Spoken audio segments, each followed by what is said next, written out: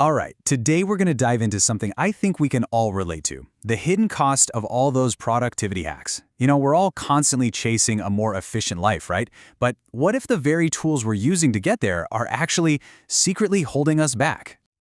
I mean, this is the promise, isn't it? It's so seductive. We hear about these life-changing systems like Indoc Zero or the 5 a.m. Club, and we get completely sold on this idea that, if we just find the right structure, we can finally conquer all our chaos and reach this peak state of perfect productivity. And that is the central question for us today. What if those very tools, the ones designed to make us more efficient, what if they actually come with this deep, hidden cost? A cost that's draining our energy, our creativity, and maybe even our overall well-being. Okay, so let's jump right into the first major cost. And to really get our heads around this, we're actually going to borrow a super important idea straight from the world of finance. It's called the law of diminishing returns. So think about it. Remember your very first productivity hack? Maybe it was just a simple to-do list. And it was probably a total game changer, right? It brought so much structure and clarity. But fast forward. What happens when you're on your 15th hack? You know the one. It involves 3 new apps, a complex color-coded calendar system. The actual value you get from it is, well, it's tiny. But the complexity it adds to your life, that's huge. And this brings us straight to the heart of the problem, something called cognitive overhead. It's a fancy term, but all it means is you start spending more time and energy managing your system than you do, well, actually doing the work. It's like you're constantly sharpening the saw, making it perfect, but you never actually get around to cutting down the tree. Okay, so this obsession with optimizing everything, it leads us right into our second big problem. Let's call it the tyranny of the metric. This is what happens when our endless attempts to measure every little thing end up accidentally destroying the very magic we were trying to capture in the first place. Let's take a super common hack, like the Pomodoro Technique. You know it, right? The promise is you can quantify your work into these perfect, neat 25-minute chunks. But the cost, oh man, the cost can be really high. If you're doing deep, creative work, that timer can be an absolute disaster. It just shatters that fragile state of flow right when you're on the verge of a breakthrough. It ends up prioritizing the ticking clock over the actual thought. And here's a really crucial point. These costs, they aren't just about losing a little bit of time or having your focus broken. No, they have a serious mental and emotional impact, something we just don't talk about enough.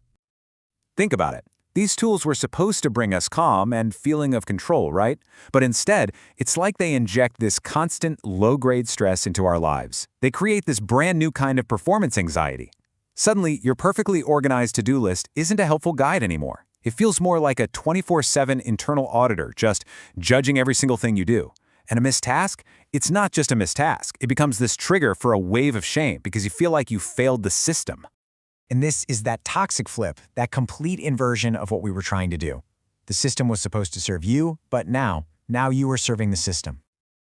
So, if these super complex, demanding systems are the real problem, what's the solution?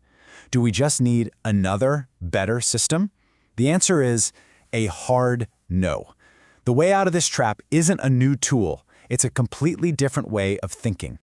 See, the real solution is to stop obsessing over activity, just ticking boxes and finishing timers, and to start focusing entirely on impact. I want you to think like a legendary investor for a second. They don't make hundreds of tiny trades every day. No way. They make a few really well-researched, high-conviction moves that deliver massive returns. We need to start applying that exact same logic to our time and our focus. So how do we actually do this? Well, it comes down to 3 key shifts. First, you got to arbitrage the overhead. That just means be ruthless. If a system costs you more time to manage than it actually saves you, just abandon it. Ditch it. Second, trade efficiency for effectiveness. You have to stop asking, how fast can I get this done? And start asking the much more important question, is this the most impactful thing I could be doing right now? And finally, number 3, value your flow state over any metric. When you find yourself in that zone, that deep, focused state, protect it with everything you've got.